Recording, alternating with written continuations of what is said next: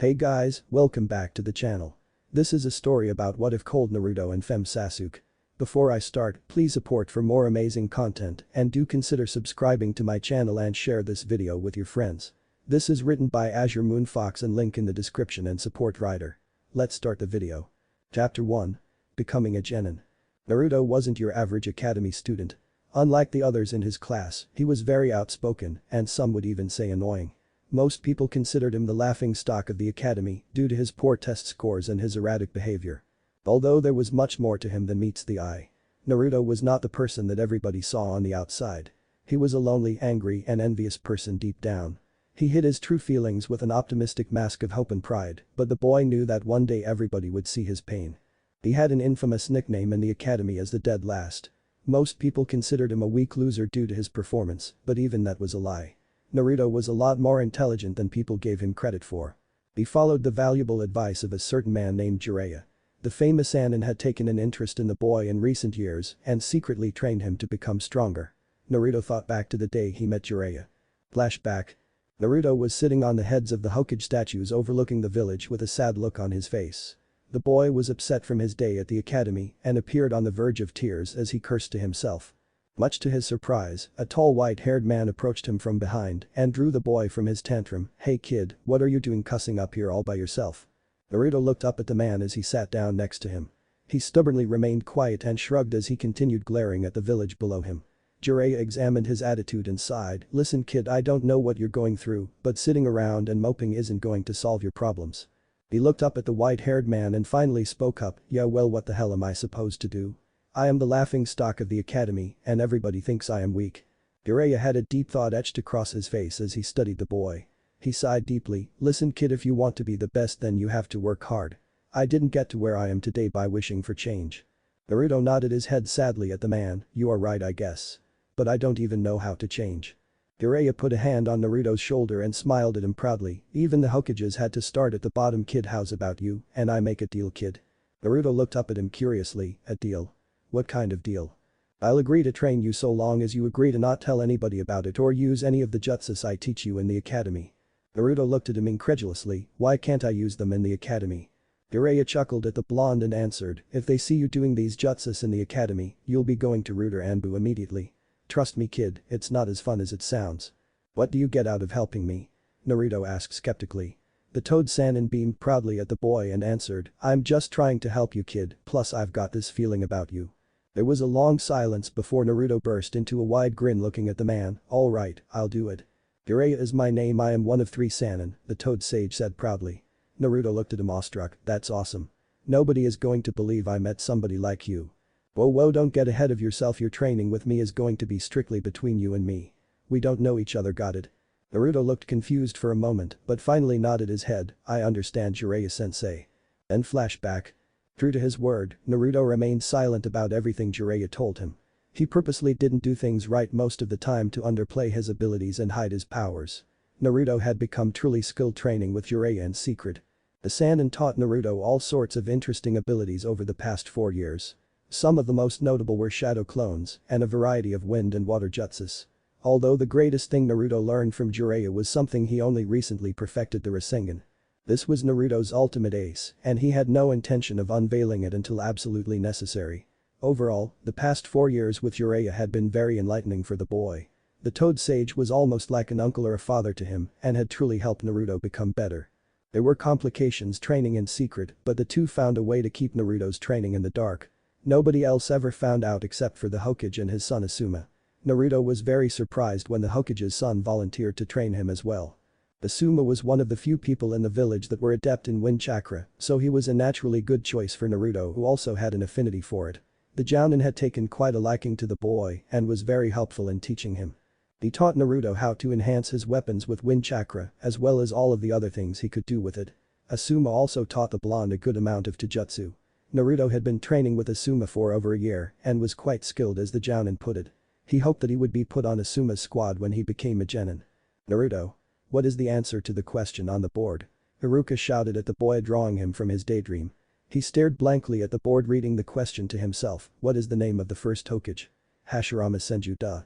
Naruto shrugged at the Chunin and laughed. I don't know." A chorus of laughter followed his question as half the class gave him condescending looks. Naruto hated to admit it, but he rather enjoyed the attention even if it was negative. He didn't like making himself look stupid, but once he graduated from academy and became a genin, then he would be free to stop downplaying his intelligence and skills. "God Naruto, you're such an idiot," a certain pink-haired girl yelled. The girl's name was Sakura Haruno, and Naruto would be lying if he said he didn't have a crush on her. She was smarter than everybody in the class, well, almost everybody. There was one girl in the class that made everybody in there look bad. Her name was Sasuke Uchiha. The girl was a childhood prodigy, part of the famous Uchiha clan, and she was the top student in the class. Naruto didn't know why, but he had deep resentment towards the girl due to how easily everything came for her. Sasuke was usually very quiet, but when she did talk, Naruto hated it. She was the most conceited and condescending person on the planet in his opinion. Naruto didn't realize he was staring at the girl and caused Sasuke to look at him confused. "Is there something you need, dope?" Everybody laughed again at Sasuke's comment and Naruto huffed in annoyance. "No. Turn around, Uchiha." Sasuke smirked at the boy as she stared at him. "Maybe you should go back to learn the basics with the first-year students." "Screw you, stop acting like you are better than everybody," Naruto responded. Sasuke turned away and began to ignore him. The two were notoriously known for their intense hatred for each other. It seemed the only time Sasuke ever talked was to insult Naruto. Naruto didn't know what the girl had against him. Sure, he was annoying and dead last, but the girl always seemed intent on pissing him off. He would occasionally catch the Uchiha staring at him when he wasn't looking and could never guess why. Sasuke ignored everybody except for him. That's saying something too, because she was quite the eye-catcher. Although he hated to admit it, Naruto thought the Uchiha girl was cute. Sasuke was quite a sight to see. She had on a blue shirt with white sleeves that came halfway down her stomach, revealing a toned milky smooth core. She wore a short white skirt with a traditional ninja pouch strapped to her waist. Sasuke also had wide armlets and leggings, as well as the traditional ninja sandals. Naruto found himself staring at her again. The Uchiha took notice of this and looked over, causing his attention to snap back to Iruka.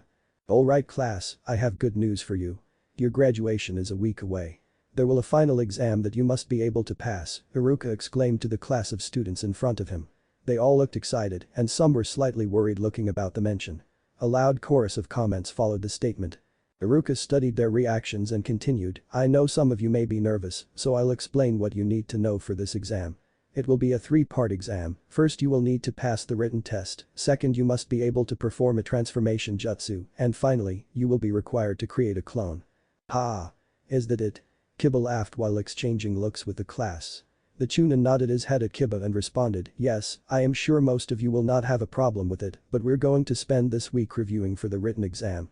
Everybody grumbled and groaned in annoyance at the mention of that. Well, everybody except for Sasuke. The rest of the class period was relatively boring, and Naruto normally found himself dozing off, daydreaming about training or going on a date with Sakura. Finally, the bell rang and the class was beginning to take its leave. As Naruto exited the room, he ran up behind a certain pink-haired girl and asked, "Hey Sakura-chan, what's up?"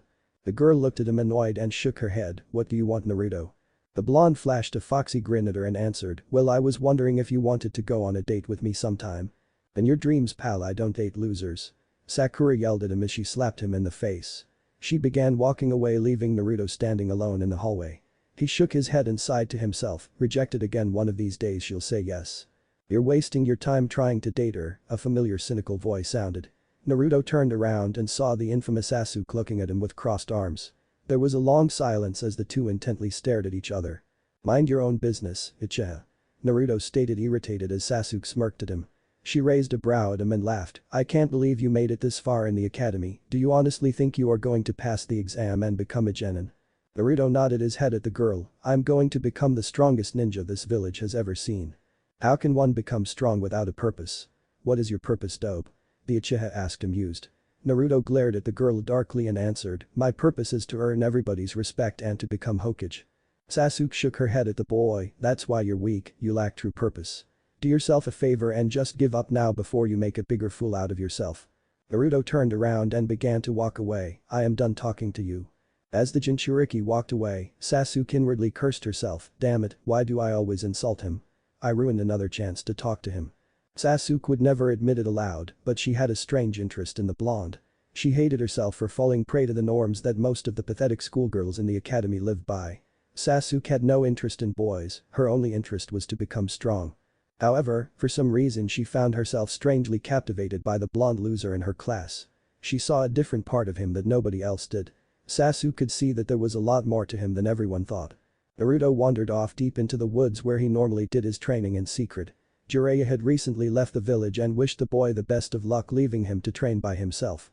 Normally at a time like this, Naruto would go find Asuma, but the Jounin was increasingly busy due to the fact that he would soon be assigned a genin team.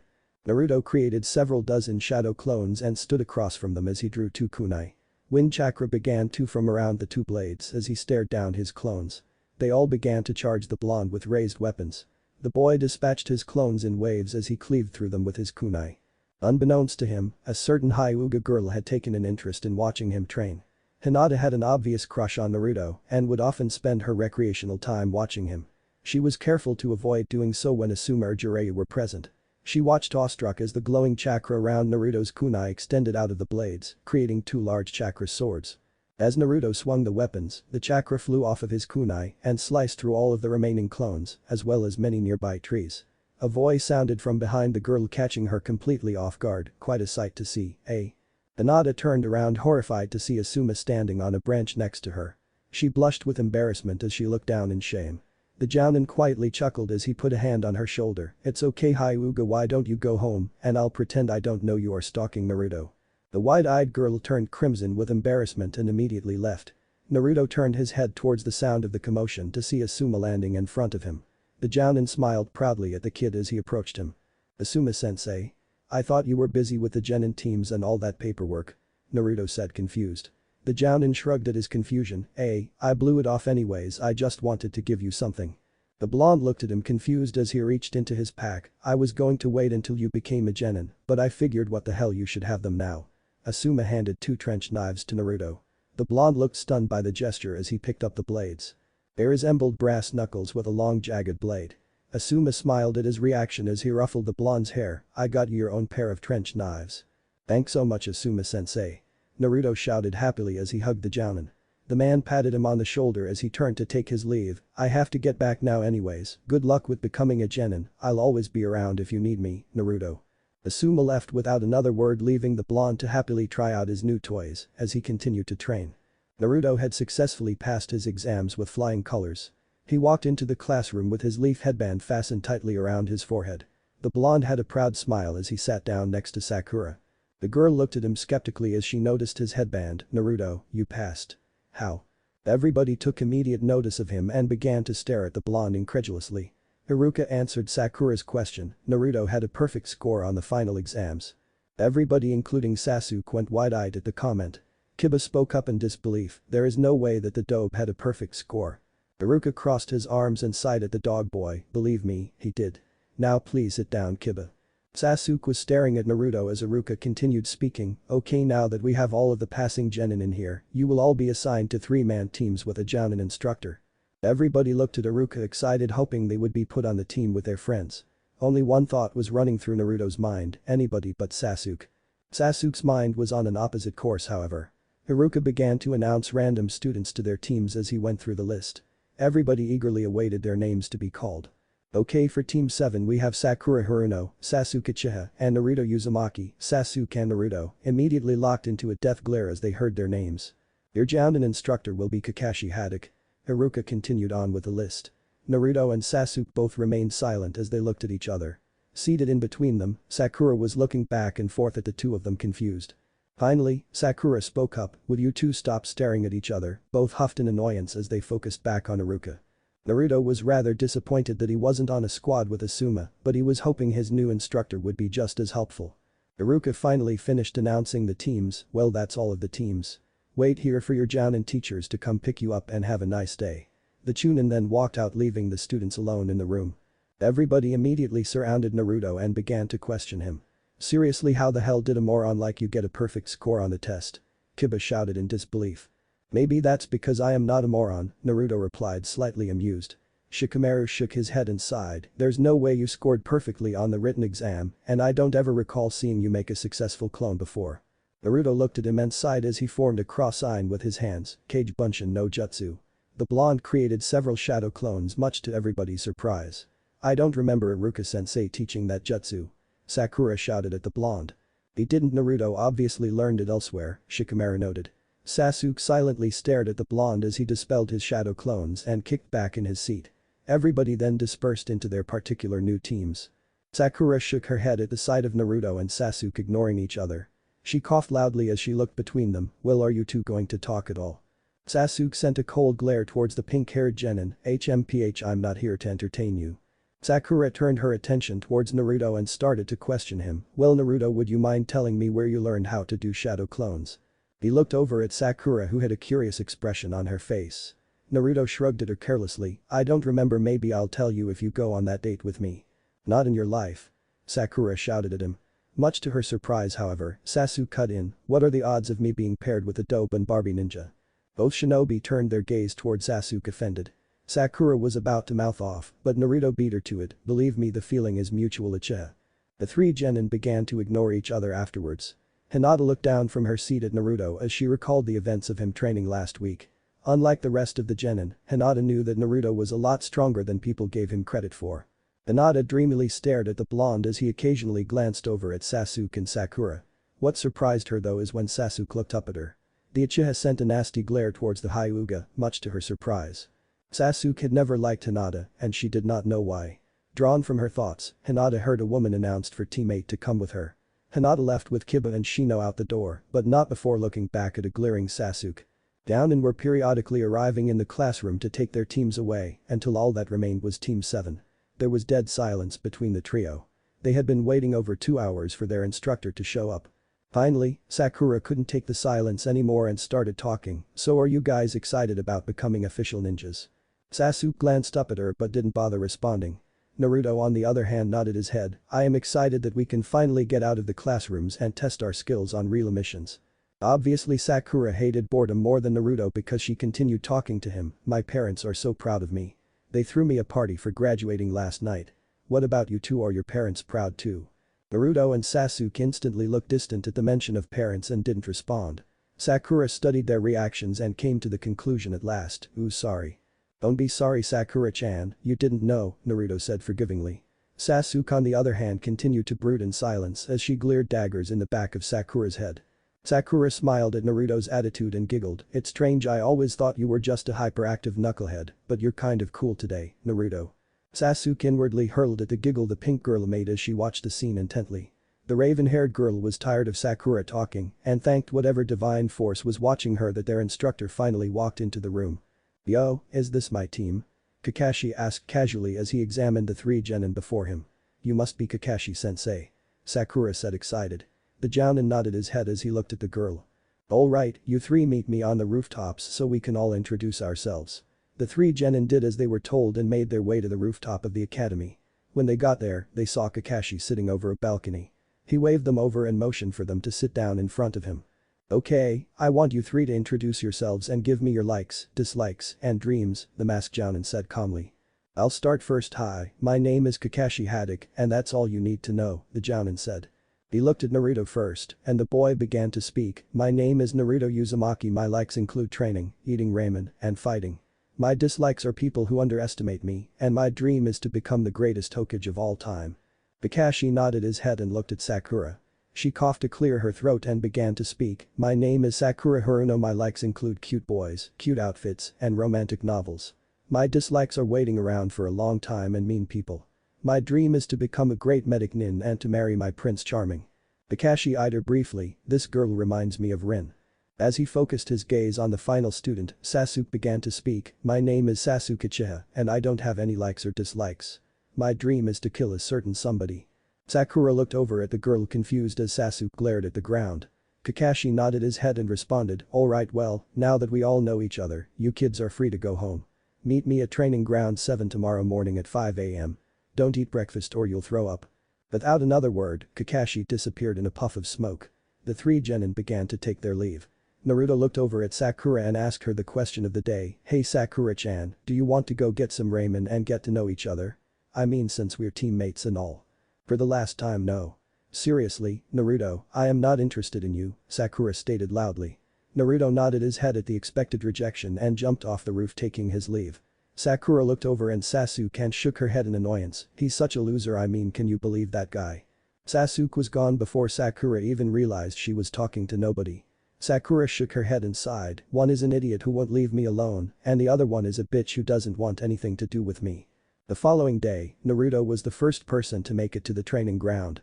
He wasn't much of a sleeper and typically woke up early to train anyways. The blonde casually sat against a tree after getting there. A bit later, Sasuke was the second person to arrive. She was quite surprised to see Naruto already there. She thanked the heavens that she would finally get more alone time with blonde. Sasuke walked up and sat directly next to Naruto much to his utter disbelief. Naruto remained silent as the two sat there calmly. Finally, Naruto spoke up, why are you sitting here? Sasuke looked at him amused, why not? I can sit wherever I want, I could even sit on you if I wanted. The Uchiha inwardly cursed herself for the way she answered him. Naruto raised a brow at the Uchiha confused, what the hell? What is your problem with me? Sasuke was quiet for a minute but finally answered, I don't have a problem with you. Could have fooled me, care to explain why you're always a bitch to me and only me? Naruto asked. The Uchiha nervously avoided Naruto's cerulean gaze as she looked down, I just don't. Spit it out, Uchiha, you didn't seem to have a problem making fun of me before, Naruto stated angrily. Sasuke sighed as her walls immediately came back up, listen dope, I don't have to explain myself to you or anybody. Naruto glared at the girl and laughed, somebody is going to have to teach you a lesson, Uchiha, I guess that person should be me. I'd like to see you try. Sasuke laughed at him. The duo immediately leapt to their feet and got into fighting stances as they stared each other down. Sasuke went through several hand seals and shouted, Kaiten. Kankakik no jutsu. Fire style. Fireball jutsu. Sasuke spit a large ball of fire from her mouth towards Naruto. The blonde went through several hand seals of his own to counter it, Suiten Sujin Heki. Water release. Water encampment wall. The large barrier of water shot from Naruto's mouth to block the fireball. The two elements struggled back and forth for a while before the water finally enveloped Sasuke's attack.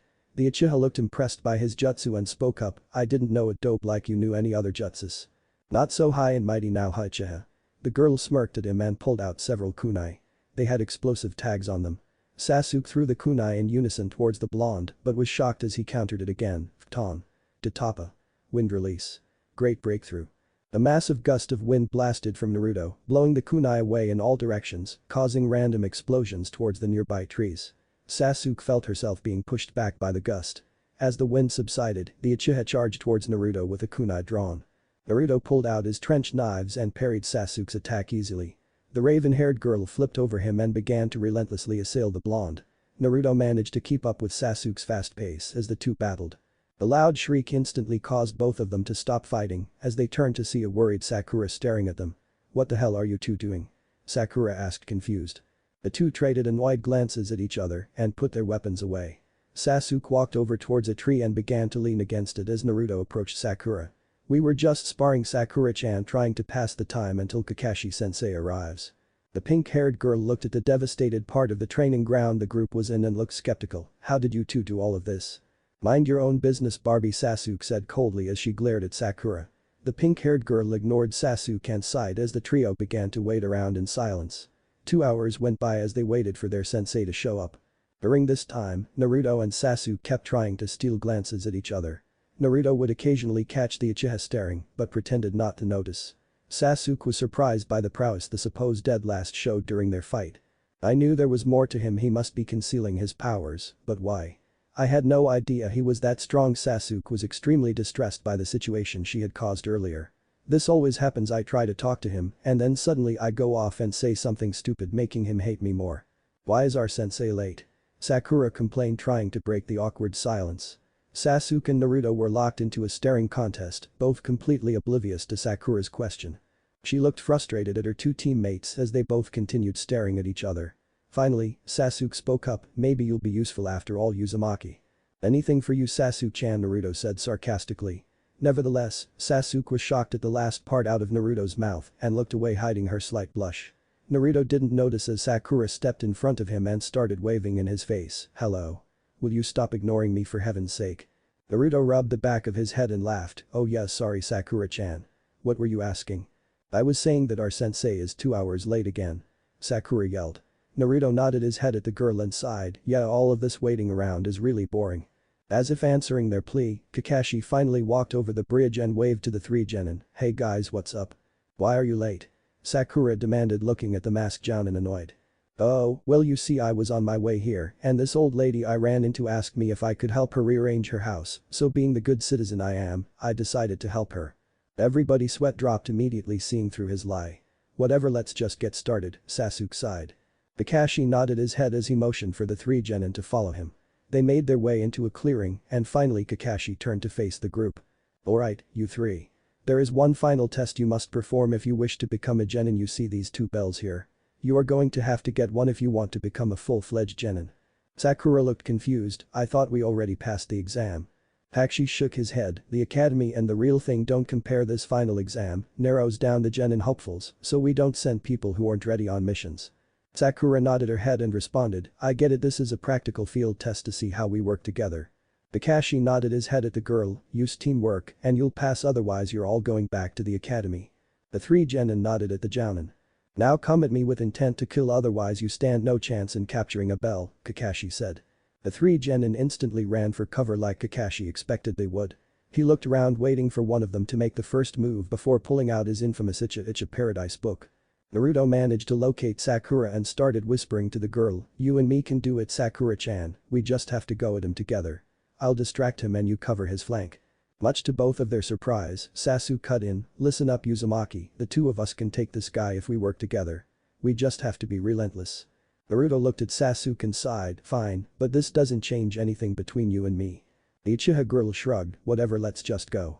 What do you want me to do? Sakura asked the blonde. Naruto looked at her and smiled, just keep your eyes open and rush him when you see an opening. I know you can do it, Sakura-chan.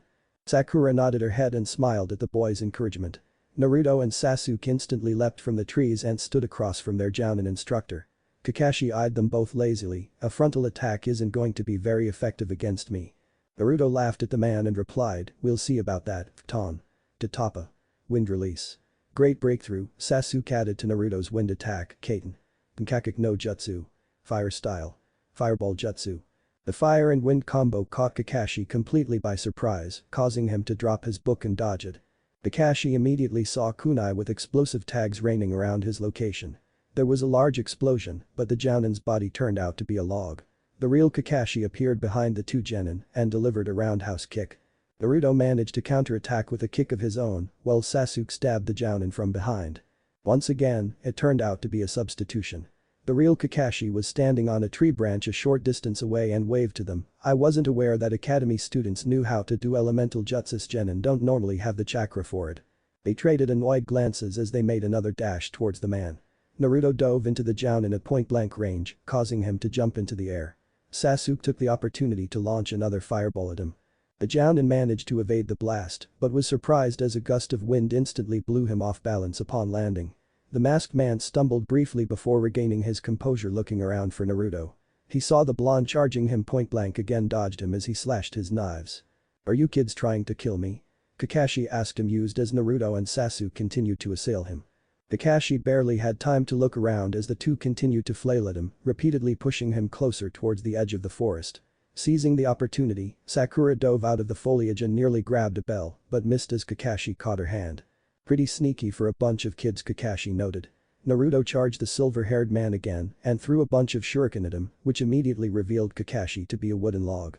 Naruto looked around for the jounin and saw him next to Sasuke. The Uchiha had delivered a powerful kick towards the masked ninja which he managed to catch, but Kakashi was surprised to see Naruto's hand almost catching a bell. Kakashi threw both genin back and chuckled at their tenacity, you three are pretty good for a bunch of kids, interesting combination of teamwork. The three genin jumped back as Kakashi blanketed the area in shuriken. Taking this opportunity, Kakashi appeared behind Naruto and shook his head as he held a kunai to his throat, you're clever kid, but not that clever. Suddenly, Kakashi felt a weight around his waist and saw another Naruto holding both bells. The Naruto in front of Kakashi turned into a puff of smoke, impressing the jounin greatly, I'm a shadow clone. Very interesting, normally I can see those. So do we pass? Sakura asked excited. The masked man looked over at the three genin before him and answered, well, you're the first group who's ever actually taken the bells. That wasn't really the purpose of this test. The purpose was to test your teamwork and from what I can see, you three worked well together. So you all pass. The three genin all celebrated in their own way. Naruto and Sakura cheered triumphantly while Sasuke smirked quietly. I've never seen genin with your potential before. The man focused his gaze on Naruto and Sasuke, you are going to go far. Anyways, you three are dismissed for the day. From here on out meet me at Team 7's training ground first thing every morning." Without another word Kakashi vanished leaving the genin alone. Naruto looked over toward Sakura and asked his daily question, "So Sakura-chan, how about we go and celebrate by getting some ramen? I'll buy." The girl looked at him and smiled, "Normally I'd say no, but you really pulled through for us today, so I guess I kind of owe it to you." Sasuke looked annoyed at the sight, "What the hell? She didn't even do anything, what the fuck does he see in her anyways?" "Can I come?" Sasuke asked, causing Naruto's eyes to shoot open in shock. "What? I was under the impression you and I were sworn enemies," Naruto stated. "We're teammates, I was just trying to be friendly," Sasuke stated. "We're all teammates so I say let her come, Naruto," Sakura said cheerfully. The blonde nodded in agreement, "Alright Sasuke, you can come with us to Ichiraku's ramen." The three genin were seated at the ramen stand. Naruto was sitting in the middle with Sakura on one side and Sasuke on another. They were actually having a pleasant lunch much to all of their surprise. Sakura looked over at Naruto and giggled, "I can't believe I am eating lunch with you, and it isn't weird." "See, I told you that you were missing out," Naruto responded flirtatiously. The pink-haired girl laughed in response, "Don't go off thinking this is a romantic date or anything, got it Naruto? It's okay to admit that you're enjoying this, Sakura-chan," Naruto chuckled. The pink-haired girl glanced at the boy cheerfully as he continued to eat his ramen. "Hey Naruto, I just wanted to thank you for encouraging me earlier. It meant a lot to me," Sakura said as she continued to gaze at the boy. Naruto flashed her a foxy grin and nodded his head, "We're teammate Sakura, I'll always be there for you." Sasuke was completely disgusted by the scene she had just witnessed. "Stupid useless bitch, ugh, why the hell does he like her so much?" Sakura noticed the cold-glared Sasuke was directing towards her and crossed her arms at the Uchiha, "Why don't you like me Sasuke?" Drawn from her thoughts the Uchiha responded coldly, "HMPH, I am done here." Sasuke got up to leave the ramen stand and started making her way down the street towards the Uchiha complex. She didn't get far before Naruto jumped in front of her with his arms crossed. The two genin stared each other down again. There was a long silence before Sasuke finally spoke up, "Thanks for lunch, Naruto, I'll see you around." Naruto looked shocked as the girl pushed past him with a smile on her face. He shook his head in confusion, "Did she just thank me and call me by my name?" Naruto couldn't help but stare at the retreating form of the raven-haired beauty walking away. Running up to him, Sakura began to speak, "Where did Sasuke go?" The blonde shrugged at her question and sighed, "Sasuke's just not feeling well. Anyways, I'll see you around Sakura-chan." "Wait." Sakura demanded, grabbing Naruto's arm. He turned around and looked at her, "What is it Sakura-chan?" "I just wanted to ask you if what I am trying to ask is how come you are able to do all of these jutsus, yet you are the dead last in the academy?"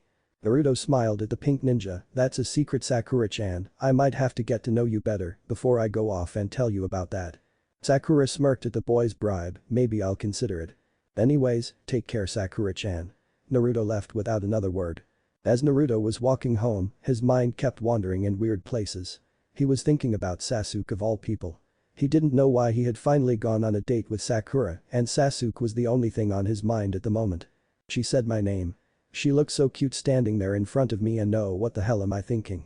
This is Sasuke the evil bitch I'm thinking about here." Naruto went over the scene in his head hundreds of times on his way home. He just didn't understand why the girl thanked him.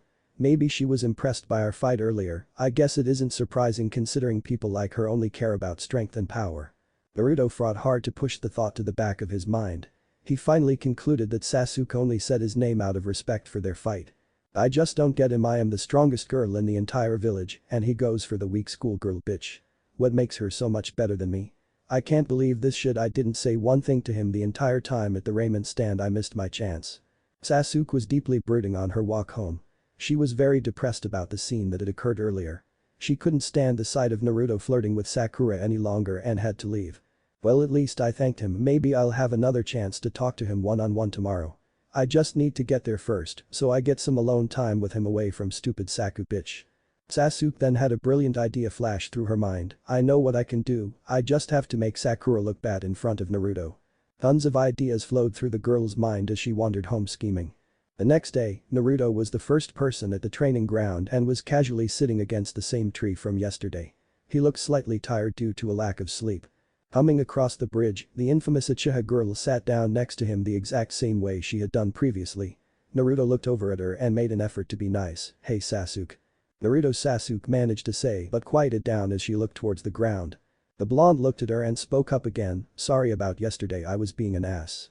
Don't be sorry, Sasuke said embarrassedly as she avoided eye contact. There was a long awkward silence between the two again. He's sitting right there, nobody else is around. Say something. Sasuke yelled at herself inwardly. So Naruto, I like those two jutsus you did yesterday. They were quite impressive, Sasuke said somewhat sheepishly. Naruto looked confused at the girl's sudden change in attitude and replied, thanks Sasuke, your fire was pretty badass too. Is that something your clan taught you? The Uchiha nodded her head, yeah, I learned it from my brother Itachi. I didn't know you had a brother, Naruto said interested. Sasuke scooted closer towards the boy and looked at him, there's a lot you don't know about me, like you I am not all I appear to be. Naruto looked at the girl oddly, what are you implying? I'm just saying I see past your innocent idiot act 1. No, you are one of the strongest genin in our year. I know that you have received some form of special training. Plus, I know for a fact that you are a lot smarter than you pretend to be. Naruto looked shocked by the girl's words and shook his head, well, aren't you the curious one, I guess it's true. How long have you known? 3 years. I pay close attention to you, Sasuke said as she looked away in embarrassment. Naruto looked confused, why? What reason would you possibly have for keeping track of what I do? I am just curious about you, Sasuke managed to answer. Before Naruto could respond, Sakura arrived and saw the two of them sitting directly next to each other against a tree. She looked shocked at the sight and coughed as she walked up, you two seem to be getting along, how long have you been here? Not long enough, go away you banshee. Sasuke inwardly answered. Naruto on the other hand stood up and smiled, hey Sakura-chan, I've been here for about half an hour or so. What were you two talking about when I walked up? Sakura asked, eyeing the two suspiciously. Both genin refused to answer the girl and looked away quietly. I swear you two are a complete mystery. There are way too many secrets between the three of us, Sakura concluded. Our secrets are none of your business, Sasuke said coldly. Naruto sighed at the Uchiha's former attitude coming back. A short distance away, Kakashi was watching the three genin interact. Sasuke seems to have something against Sakura. She was getting along fine with Naruto until Sakura arrived. The jounin continued to watch the genin from a distance. Naruto, come on, tell me please, Sakura said in the most girly way possible. The blonde looked away and sighed, listen Sakura, it's not that I don't want to tell you, it's that I can't. Why not? We're teammates, right? Sakura complained as she took a step closer towards the blonde. Sasuke immediately stepped in front of Sakura, blocking her view of Naruto and began to stare. I've got a deal for you, Haruno, you beat me in a fight and I'll tell you what we were talking about. Sakura nervously backed away as Sasuke got into a fighting stance. From a distance Kakashi watched the scene unfold with interest. I see now the Uchiha girl has a crush on Minato's son, interesting. Sasuke immediately charged the pink-haired girl and was about to punch her in the face before Naruto grabbed her hand, stopping it. Sasuke looked shocked to see Naruto catch her fist, you're fast. Sakura backed away in shock and shook her head, you were really going to hit me? Sasuke pulled her arm back and scoffed, get used to it Barbie, in the real world, you won't get to choose your battles, be thankful Naruto was here to protect you. Kakashi decided this way a good time to intervene and appeared on the bridge walking over towards the three genin. They all looked up at him curiously as he began to speak, good news guys, we've got missions to do today. I already took the liberty of signing you three up for a bunch of D-rank missions. The trio eyed him curiously as he continued, believe me, these are some of the most important missions necessary to refine ninja skills and uphold a strong presence among the village. Naruto inwardly sighed at Kakashi's statement, yes, slave labor is very essential in making me a better ninja. What are we waiting for? Let's get started. Sakura exclaimed cheerfully. The following weeks were spent endlessly doing D missions. During this time, Team 7 hadn't made much progress at getting any closer. Naruto would occasionally ask Sakura out on dates, but she refused, hoping he would spill his secrets to her. Sasuke on the other hand had been very quiet after her ordeal with Sakura. The pink-haired girl did not like the Uchiha at all and spent most of her time talking with Naruto. Much to Sasuke's disappointment, that only made the two of them closer. The raven-haired girl spent a lot of her spare time training harder. Despite Sasuke's original purpose for killing Itachi, she also wanted to impress Naruto. Sasuke didn't get much of a chance to talk to Naruto over the past few weeks because the blonde was too distracted by Sakura. It was another early morning that Sasuke headed for the training ground. She continued to arrive early despite the fact that Kakashi was always late. Mostly, Sasuke just wanted any excuse to spend more time with Naruto. As usual, the blonde was sitting against a tree sharpening his knives. Sasuke walked over and sat next to him like she always did. Naruto didn't bother looking up as he continued to sharpen his blades. This sucks, why the hell do I like him so much? Finally, Naruto looked up at Sasuke and smiled, hey, Sasuke, what's up? Hey Naruto, Sasuke said as she looked into his oceanic blue eyes. The two were staring at each other awkwardly. After a minute, Sasuke looked away embarrassed trying to hide a slight blush. "Hey Sasuke, can you help me with something?" the blonde asked. The raven-haired girl looked over at him with a dirty thought crossing her mind. Sasuke nodded her head. "What do you need help with?" "Well, it's about Sakura. You see, Valentine's Day is coming up and I want to try and impress her." "You're a girl, what kind of stuff would impress you?" Naruto asked sheepishly. Sasuke's face turned to a scowl at the mention of Sakura as she looked away jealously. "I'm not a girly girl, Naruto. The stuff that would impress me are completely different than the stuff that would impress Sakura." "Well, what would a boy have to do to impress you?" Naruto asked carefully. Sasuke looked at him and smiled as the conversation switched back to her. Well, the raven-haired girl blushed deeply as she looked away shamefully. Before Naruto could say anything else, Sakura instantly caught his eye as she ran across the bridge waving, "Morning Naruto." "Morning Sakura-chan," Naruto said cheerfully as he jumped up to greet the pink-haired girl. Sasuke sighed at the sight and looked away in disgust. "Watching them fawn over each other makes me sick. If they end up together on Valentine's Day, I'll kill her." The rest of the morning was spent listening to Sakura talk about her social life. So then Ino said that this boy was super cute but that he wasn't a ninja, so that's why she said we should only date other ninjas, Sakura rambled. "Well, my door's always open, Sakura-chan," Naruto suggested with a foxy grin. Sakura giggled and shook her head. "We're just friends, Naruto. Besides, I don't like you like that." "But answer, bitch, it better stay that way or you'll go missing." Inner Sasuke yelled at the girl. Kakashi showed up earlier than usual, much to the group's surprise. "Good news, you three. I got permission for us to go on a C-rank mission. It took a lot of convincing, but I managed to talk the Hokage into allowing it since you three have been doing well lately," Kakashi said casually. "Awesome," Naruto cheered. Sakura looked optimistic. "A C-rank mission? What are we going to be doing?" Kakashi answered her, "Follow me to the Hokage's office. We have an escort mission to protect a man named Tazuna on his return trip to Wave Country." Team 7 was walking through the gates of the village of Konoha along with the old man known as Tazuna. He felt slightly offended that his guard consisted mostly of kids, but Kakashi assured the man that he would be safe. The group made decent progress on their way towards Wave Country, occasionally going over interesting topics. As they passed over a puddle of water, Naruto instantly looked up in the sky and noticed it was clear. It hasn't rained lately. The blonde looked at Kakashi. "Hey Kakashi-sensei, that puddle isn't natural." The masked Jounin nodded his head as he looked down at it. "You're right, it hasn't rained lately." Suddenly, a masked ninja leapt from the water and wrapped a chain towards Kakashi. Another one instantly leapt from the trees and followed suit, ripping the Jounin in half. Although Kakashi just turned into a puff of smoke. The enemy ninja tried to stab Naruto with his spiked gauntlet but was unsuccessful as Sasuke blindsided him with a swift kick. Tazuna back away in fear with Sakura as the two enemies attacked Naruto and Sasuke. Naruto drew his trenched knives and channeled wind chakra over the edges as the masked enemies whipped their chains around Naruto. The blonde instantly sliced the chains into pieces, shocking the two enemy ninjas. Seizing the moment, Sasuke went through several hand seals and launched a massive fireball, scorching the two enemies. They managed to avoid the blunt force of the attack but were set on fire from it. They both dashed Sasuke from either side with their gauntlets raised.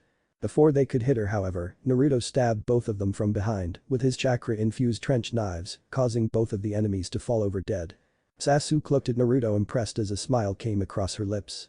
Tazuna and Sakura on the other hand were terrified by the battle. Kakashi leapt from the trees and spoke up in a serious tone. "Those two are Chunin level missing. Nin care to explain why they were after you, Tazuna?"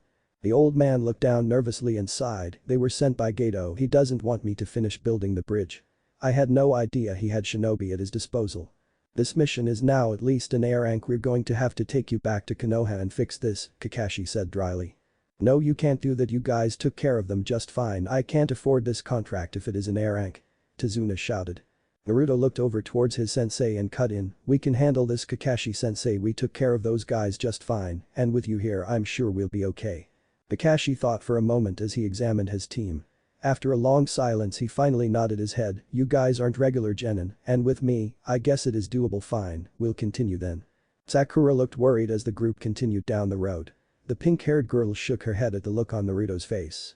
"Naruto, you killed those guys back there?" Sakura said concerned. Naruto looked at her and nodded. "Yes, I did." "You don't care?" the girl asked worried. The group all stopped in its tracks and turned to face Sakura.s. Before Naruto could say anything, Sasuke decided to cut in. "Remember when I said we couldn't pick our fights? That was a perfect example. As ninja we'll be expected to kill from time to time." Naruto did the right thing. Kakashi nodded in agreement. "Sasuke is right, Sakura, sometimes we have to kill people. It's not a lesson I encourage for kids as young as you three, but there's no changing that now." Naruto sighed deeply and spoke up, I was just trying to protect you guys, not to mention, the world is a better place with two less scumbags like them anyways. Naruto Sakura began as the group continued walking. The pink-haired girl couldn't find the words and just decided to close her mouth as she followed the group again. Chapter 2. Wave Country. Team 7 and Tazuna had been traveling for the past 3 days. They were finally coming upon the coastal borders of the Land of Fire. The trip had been fairly uneventful and almost nothing interesting had occurred. Naruto and Sasuke barely spoke at all and appeared distant most of the trip, while Sakura on the other hand would talk to Kakashi about some boring topic or another. Currently, the group was approaching a harbor and saw a man in the distance. He was a rower waiting by a boat to take random travelers across. As they got closer, Tazuna addressed the man, can you take us across? The man recognized Tazuna and nodded his head, it's good to see you again. Tazuna said things have been rather gloomy since you left. Why, what has happened? The old man asked. The boat rower sighed deeply and answered, well, it seems Gato hired a notorious missing nin to halt the production of the bridge. Kakashi cut into the conversation and asked, notorious missing nin? Do you know who it is? The rower shook his head and looked down terrified, no, I haven't seen him personally, but some of the others said that he is a muscular guy with a giant sword. The copy nin looked worried at the mention of giant sword. Kakashi shook his head and sighed, if this man uses a giant sword then he would have to be one of the 7 swordsmen of the mist. Everybody present tensed up with shocked expressions on their faces. Tazuna looked horrified and began to tremble. Depending on which of the swordsmen this missing nin is, this mission is definitely an air anchor hire, Kakashi said casually. We can't handle this mission, Kakashi-sensei. Somebody could get hurt. Sakura exclaimed fearfully. Kakashi sighed deeply as he examined his team, well, under normal circumstances I would immediately report back for reinforcements, but seeing as how we're a team, I'll let you 3 decide what we do. This is invaluable field training that will make you 3 better shinobi. We have to turn back, Kakashi-sensei. Our rank missions are for Jounins or Anbu. Sakura shouted. Her behavior was contagious because Tazuna and the rower began to look concerned as well. We can handle this, Kakashi-sensei, it's only one guy, Naruto commented. Sasuke nodded in agreement, I say we keep going, quitting is for losers and cowards. The raven-haired girl focused her gaze on Sakura after saying that. The pink-haired girl balled her fist angrily at Sasuke and then looked back towards Kakashi, I'm not going to quit and drag the team down. I won't be the reason for a failed mission. Kakashi looked over his 3 pupils and sighed, well, we are a team, since the 3 of you have willingly agreed to do this, we will finish the mission or die trying. Are you kidding me? You and these kids are going to protect us against a swordsman of the mist? Tazuna shouted in disbelief. My students have already saved your life from 2 chunins. If you would prefer, we could always just go back to Konoha and let you deal with him alone, Kakashi said casually. No. Don't go, you and these kids are just fine, Tazuna said desperately. Kakashi nodded his head and replied, good, now let's take this boat to Wave Country. The group finally arrived at the island. As they got out of the boat, they noticed the area was shrouded in mist. Kakashi looked around on full alert as the group left the small harbor. Team 7 made its way down the road cautiously. Why is it so misty? Tazuna asked clueless. This mist is giving me the creeps, is it just me or does anybody else feel like we're being followed? Sakura asked nervously. Sakura, get down. Naruto shouted as he tackled the pink-haired girl to the ground. A massive sword narrowly flew over her and embedded itself into a tree. Kakashi looked at the sword and over towards his team, we've got company. Tazuna appeared to be having a heart attack as a man landed on the handle of the massive blade. Everybody examined the figure closely to see a tall muscular man wearing no shirt. He had spiky black hair and bandages wrapped around his mouth. They sent kids to stop me? Zabuza asked amused. He looked over the 4 ninja before him and shook his head, what the hell is this? 2 girls, a blonde kid and 1 jounin. Who are you? Kakashi asked in a serious tone, eyeing the swordsman carefully. Zabuza chuckled at the masked man and answered, they call me the demon of the mist. Here's Zabuza, I've heard of you, Kakashi stated calmly. Tazuna's eyes nearly flew out of their sockets upon hearing the name. Oh no. We're all going to die. Tazuna shouted terrified. Zabuza drew his sword from the tree and looked over towards Tazuna, you must be the bridge builder I was hired to kill. Haha, you should be afraid of me. Without wasting any time, the swordsman immediately charged towards Tazuna and cleaved his butcher blade. Before it made contact, Kakashi blocked the sword with a kunai. The copy nin was pushed a few feet back from the force of the parry. Zabuza shook his head and laughed at Kakashi, you must be the leader of this little ragtag bunch of kids. I'm pretty hurt that Konoha would send a little trio of kids with some chump like you to stop me. You're mistaken if you think that you're going to kill Tazuna. We are going to stop you. Naruto shouted at the swordsman. Zabuza pulled his blade back and looked over towards the blonde. You're out of your mind, kid. How the hell did you become a ninja? Zabuza asked amused. Same way you did, I suppose, Naruto shot back. I can't believe how easy it is to become a genin in Konoha. We have to kill another student for our final test, Zabuza said coldly. Your two lackeys are lying in a pool of blood. Courtesy of me, you're next on the list. Naruto shouted at the swordsman darkly.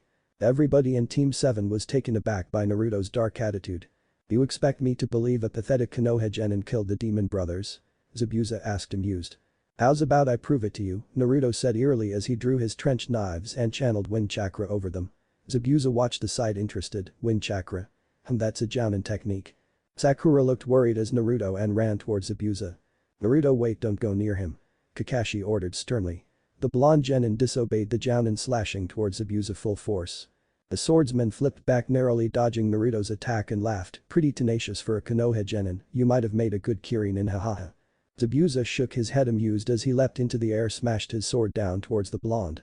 Naruto dodged the attack and delivered a kick to the side of Zabuza's head as he landed. The swordsman immediately swung the butcher blade in an arc towards Naruto, but much to his surprise, the blonde parried the attack with his knives. The two were deadlocked momentarily as Zabuza chuckled, pretty strong for a kid but not strong enough. The swordsman began to overpower Naruto as he pushed his blade further down on the genin. Naruto began to shake under the weight of Zabuza's blade until several shuriken flew towards the swordsman, forcing him to move. Kakashi ran over with a kunai drawn and began to draw Zabuza away from Naruto. Unfortunately for him though, Zabuza managed to deliver a powerful kick behind his legs, knocking him down. Kakashi narrowly dodged the massive sword crashing against the ground as he got back up. As Zabuza recovered from the recoil, he heard Sasuke yell, Kaiten. Kankakik no jutsu. Fire style. Fireball jutsu.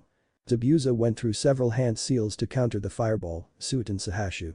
Water wave hand. The stream of water erupted from Zabuza's hand to block the fireball. The water easily overpowered Sasuke's attack and shot the Uchiha back a good distance. The swordsman repeated his jutsu and aimed it for Naruto, Suiten Sahashu. Water wave hand. Much to his surprise, Naruto blocked the water with his own jutsu, Suiten Sujin Heki. Water release. Water encampment wall, the two attacks pushed back and forth until Naruto went through another set of hand seals, Ton. Tatapa. Wind release. Great breakthrough. Naruto's added wind allowed him to reverse Zabuza's attack back at him, washing the swordsman into the river behind him. Kakashi looked impressed as the blonde walked over towards him. I told you we could handle this guy. You're just a genin, how in the world are you doing multiple jutsus? Kakashi asked curiously. Naruto didn't answer him as he expected. Kakashi thought about his question and then realization struck, this is Minato's son, why am I even surprised? Not to mention I'm sure he's got enormous chakra thanks to Kyuubi. Sasuke walked over and looked at the flowing river alertly, be ready, he could come back out at any moment. Sasuke, let's do a combo and take this guy down, Naruto said calmly. An enormous explosion of water erupted from the river as Zabuza burst from it. The swordsman looked around angrily and shook his head, since when can genin perform elemental jutsus? You underestimated us, that will be your undoing, Sasuke responded darkly. She looked towards Naruto, and both nodded in unison as they simultaneously launched wind and fire towards the swordsman. His body unexpectedly turned into water, revealing it to be a water clone. The two genin looked around alertly for the swordsman before they noticed that Kakashi was encased in a water prison. You kids are pretty good, but you're the ones who underestimated me. Your sensei is now my bitch and now it's just me and you three. Sakura, guard Tazuna, Naruto and I will handle him, Sasuke shouted. The pink-haired girl nodded her head as she stepped in front of the old man. Zabuza split in two afterwards, leaving his water clone to hold Kakashi's water prison. The swordsman charged towards the genin with his sword raised high. Naruto ran into the water and met him halfway. The blonde barely avoided Zabuza's sword as he went through several hand seals, Suiten Sugiden. Water fang projectile. Several water spouts shot out of the water towards Zabuza. As they got close, they sharpened and managed to stab him in several locations. Taking the opportunity, Sasuke used a Fuma Shuriken to free Kakashi from his water prison. The copy nin pulled his headband up, revealing his Sharingan eye. Zabuza distanced himself from the three enemies and panted heavily as he briefly examined his injuries. He looked towards Naruto and growled, there's no way you're a genin, I've never seen anybody your age do jutsus like that. Give it up Zabuza, you're outmatched, Kakashi stated seriously. The demon of the mist saw Kakashi's Sharingan eye and spoke up in surprise, you're the copy nin Kakashi. They say you mastered over 1,000 jutsus with that eye of yours. Perhaps you would like to test it out? Kakashi asked. No, I wasn't expecting this. The copy nin Kakashi and these super genin of yours. Before anybody could respond to the swordsman, he created a massive wave and made his escape. Team 7 made it to the shore to avoid the colossal blast of water. They looked around and saw no sign of Zabuza. After a minute of pure silence, Kakashi took a deep breath. That's probably not the last we'll see of him. He most likely went to retrieve backup. I wouldn't doubt it if he had a little gang, Tazuna stated. That guy wasn't as strong as you made him out to be, Sasuke commented. Naruto nodded in agreement. Yeah, he ran away from us. Kakashi looked over towards his students and shook his head in disbelief. Naruto, where did learn how to do all of that? Elemental jutsus are not taught in the academy, and you're not part of a major clan who taught you how to do that. I'm surprised you didn't ask sooner, Kakashi-sensei. I guess you deserve to know, Naruto sighed. Everybody perked up interested, especially Sakura, as Naruto took a deep breath. You see, I have had special training from Jiraiya the Sannin for the past 4 years. I also spent a year under the tutelage of Asuma-sensei. Everybody's eyes shot open in confusion.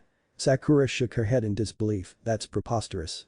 You can't honestly expect us to believe that one of the legendary Sannin decided to train you.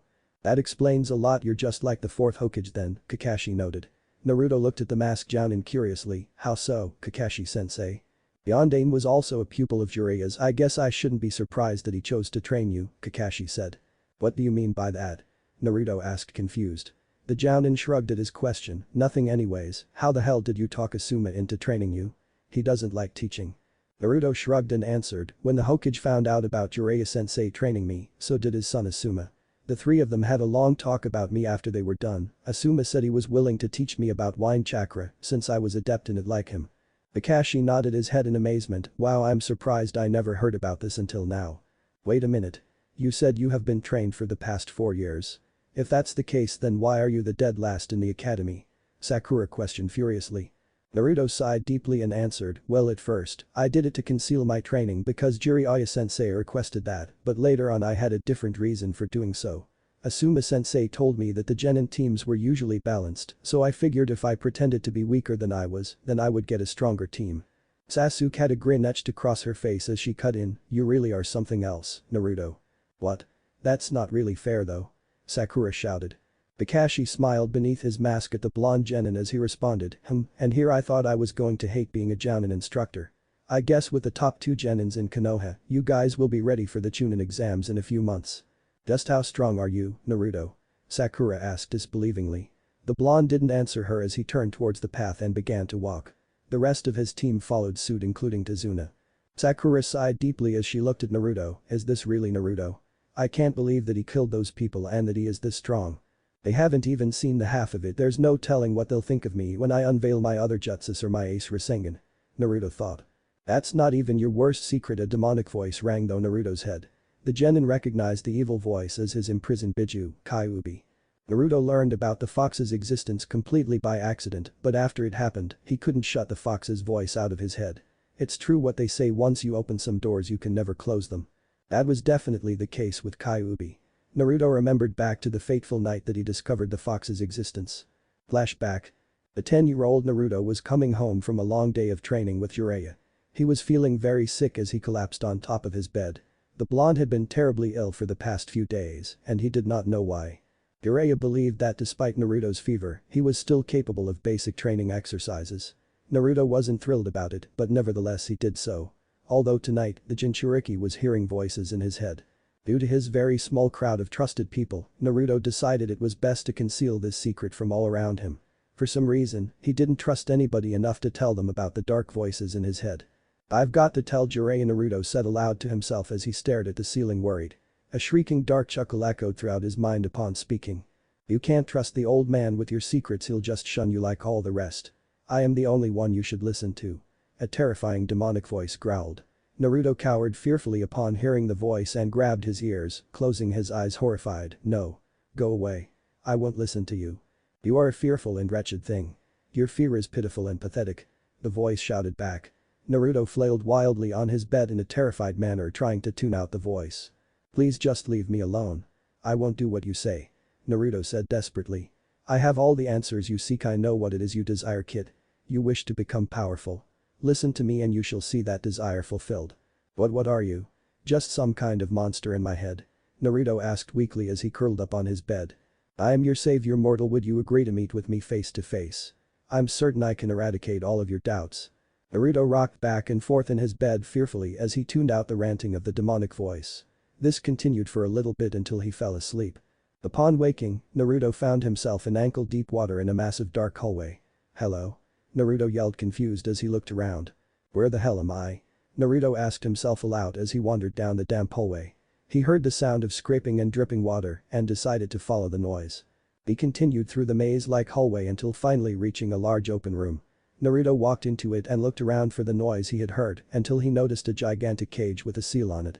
Naruto stared at the cage for a moment confused until realization struck him, this is where the voice lives. Is this my mind?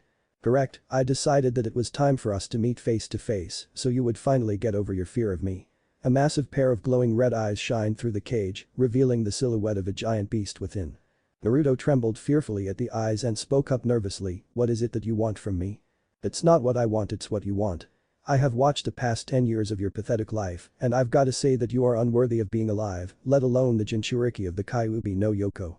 "Your Kyuubi?" Naruto shouted in disbelief. A dark laugh echoed throughout the room upon hearing Naruto's question. The demon smashed its head against the bars of the cage and roared loudly, "I am Kyuubi. I am trapped inside of your body." Naruto fell to his knees terrified at the fox's voice. He stared into the blood-red eyes of the fox petrified. "Look at you cowering before me like you're nothing." Naruto couldn't find the words to respond to the nine-tailed fox as he continued to stare at him. Kyuubi and Naruto stared at each other for what appeared to be hours until finally the fox sighed, "You're probably too young to fully understand what I am saying." The blonde finally found his voice and spoke up, "What must I do to become worthy then? If you truly wish to become powerful, you must become fearless, you must become stoic, you must become worthy of being my host. Now stand up." Naruto did as he was commanded and he stood up. The fox smiled behind the cage at the boy as he continued, "Good, now walk towards the cage." Naruto walked to the very edges of the fox's massive cage just outside of the bars. He stood in front of it nervously as he saw the red eyes on the other side. "Come to me, kid, you must learn a valuable lesson," the fox said in an almost sincere tone. Naruto felt his heart pump insanely fast as he passed through the massive bars of the cage. He walked closer towards the silhouette of the massive fox. The boy felt every hair on the back of his neck stand up as he slowly approached Kyuubi. The fox made no sudden movements and patiently waited for the blonde to reach him. As Naruto finally reached Kyuubi, the fox lowered his head until it was directly in front of the boy. "See me for what I am, feel my power flowing around you." Naruto looked around curiously as a large amount of red chakra surrounded him and Kyuubi. "How did this happen? What are you doing inside of me? I thought Yondaime defeated you." "No, unlike the rest of his village, your Hokage understood what I am and what I am capable of. Although, I find it ironic that he would seal me inside of you." The fox spoke casually as he sat down in front of Naruto. "I don't understand, why is that ironic?" Naruto asked confused. The fox shook his head and chuckled, "Despite his so-called heroic actions, your Hokage was a very dark person. Creating a Jinchuriki is considered one of the ultimate worldly sins. He turned you into a weapon to protect his little village. Yondaime is a hero, why would he do that? And why me?" Naruto asked sadly. The red chakra surrounding Naruto and Kyuubi was getting a lot closer now. Naruto didn't take notice however as he stared at the fox awaiting a response. "It's not my place to tell you why you wouldn't be able to handle the truth. You're an abomination in my prison." "Is that why everybody hates me?" Naruto asked sadly. "They see me when they see you. You will never change that. However, consider yourself blessed that you will never blend in with their weakness. Embrace what you are and let it make you stronger." Naruto felt tears began to fall upon hearing the harsh words of the fox. The Kyuubi had no empathy upon seeing Naruto's tears and growled, "This will hurt a lot, but in the end you'll thank me for it." Red chakra completely enveloped Naruto and consumed his senses. He screamed in pure agony as his vision went completely red. He woke up screaming and saw his entire body glowing with blood-red chakra. Naruto looked at his hands and cried out in agony as they stung painfully. His entire body burned as if it was on fire, causing the boy to fall off of his bed and land on the floor. He rolled around in pain as the red chakra began to amplify. Naruto heard Kyuubi's voice laughing inside of his head as he flailed on the ground, "Lesson number 1, pain. It shall remove your fears and replace it with anger." "I don't want this, I don't want you." Naruto inwardly yelled at the beast. "That's too damn bad. Your suffering will make you powerful." Then flashback. It was a very gruesome memory the blonde boy had. It was over 2 years ago, but he still remembered the searing pain his body felt for weeks afterwards. Although true to his word, Kyuubi's chakra did pay off for Naruto. The Jinchuriki felt his chakra pools deepen dramatically and the fox's chakra completely intertwined with his own. that allowed Naruto to draw upon Kyuubi's power whenever he needed it. Although Naruto had never dared to use it, remembering the pain he suffered from it. Naruto reluctantly kept his encounter with Kyuubi a complete secret from everybody. Although, Jiraiya did notice a significant change in the boy when he was able to master new jutsus much faster due to his ability to mass-produce shadow clones in practice. Even Jiraiya probably doesn't know my full strength, Naruto thought to himself. Are you okay, Naruto? Sakura asked, worried as she put a hand on the blonde's shoulder. Naruto looked at the pink-haired girl and smiled, of course Sakura-chan. I was just thinking. What were you thinking about? Sakura pestered as she got closer to the blonde. He looked at her curiously and raised a brow as she smiled at him. Nothing important, Naruto sighed. Come on, Naruto. Why all the secrets? You can't honestly expect me to go out with a guy who refuses to open up at all, Sakura whined. Leave him alone, Harpy, Sasuke cut in dryly. The pink girl glared at Sasuke angrily and stuck her tongue out at the Uchiha. You don't own him. Let him speak for himself. Kakashi sighed as he looked back at the two girls. Tazuna looked over towards Kakashi and whispered, what is up with these girls of yours? The copy nin shrugged as he looked back at the two girls standing on either side of Naruto. I don't know. So where to now? Naruto asked as he looked over towards Tazuna. Now kid, we're going to go see my family before I have another near-death experience. It's not that far from here, Tazuna answered cheerfully. Naruto smiled and replied, led the way. Upon finally reaching Tazuna's house, Team 7 was greeted warmly by a woman standing at the doorway. Father, I'm glad to see you're okay. With all the sightings of missing nin lately, I had assumed the worst. Tazuna ran up and hugged the woman tightly. It is good to see you safe, Tsunami. Without the help of these brave Konoha ninjas, I would be dead right now. Suddenly, a little boy ran out of the house and tackled the old man's leg, hugging him fiercely. Grandpa. Inari, good to see you, my boy, Tazuna said with a smile. Tsunami examined the Konoha nin and looked over towards Tazuna. Are we having guests tonight, father? The man nodded his head. These people have already saved my life twice. They are welcome here. Tsunami smiled at Team 7 and invited them inside of the house. Come in, you brave souls. I was just in the middle of cooking dinner. You can go unwind in the guest bedrooms if you want. Thank you, Tsunami-san, for inviting us into your home, Sakura said warmly. We sincerely appreciate it, thanks, Naruto added as he sat down. Sasuke and Kakashi silently nodded at the woman as the group all sat down around the main room. Tazuna took a seat next to Naruto and Kakashi as his daughter cooked dinner a short distance away.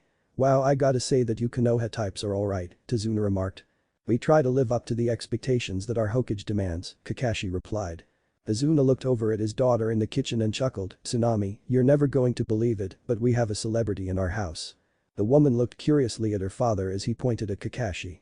The masked Jounin modestly chuckled as he rubbed the back of his head. Well, I am not that famous. This is the copy nin Kakashi and his 3 students. Tazuna remarked. Tsunami looked impressed. Copy nin Kakashi. I've heard about you, aren't you the son of White Fang? Kakashi had a straight emotionless look on his face. His silence left an uneasy tension in the air. After a long awkward silence, Tazuna spoke up again. So anyways, you and Inari should hear about what these guys did to protect me.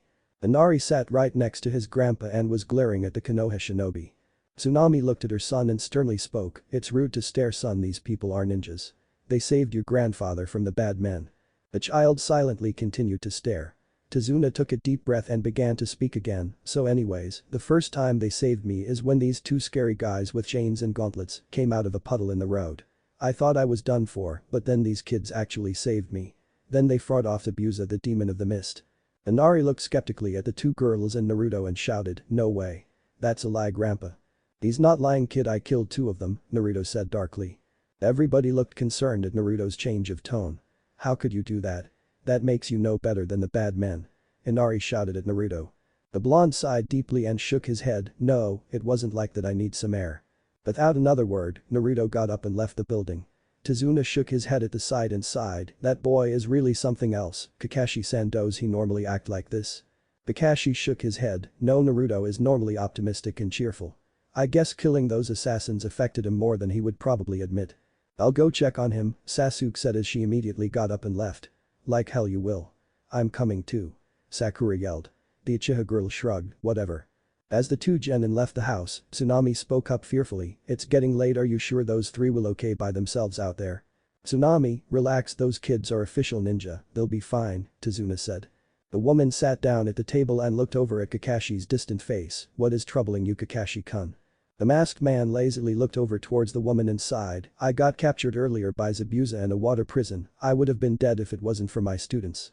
Tsunami looked shocked, no way, it's hard to imagine somebody as powerful as you getting captured. Kakashi nodded his head, yes I didn't see it coming, and he trapped me. If I was assigned to a regular group of genin then we would all be dead right now. Don't beat yourself Kakashi-kun, I'm sure you taught them well, Tsunami commented optimistically. Kakashi looked down shamefully and sighed, I haven't really taught them anything, they are all products of different teachings. Azuna nodded his head and elaborated, the blonde boy was special trained by one of the Sannin. He said so himself. Really now? Tsunami asked impressed. Inari looked confused, what's a Sannin mommy? Kakashi answered the boy, the Sannin are the 3 legendary pupils of Hiruzen Sarutobi, they are all renowned for being extremely powerful and for their special summons. That's amazing. Tsunami said, maybe it's a miracle that delivered heroes such as yourselves to our village in this time of desperate need. Inari got angry upon hearing his mother's comment and ran out the door. Naruto was wandering through the rundown village. He saw children on the streets and looked away painfully as brief flashes of his past came into his head.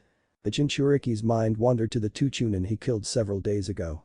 Their deaths were necessary, but for some reason, Naruto felt extremely guilty about killing them. Of course his guilt didn't go unnoticed. Nothing he ever went unnoticed by Kyuubi. Why are you moping over this bullshit? Get over yourself, kid. I killed those men, they may have deserved to die, but am I any better by killing them? Naruto asked the demon fox.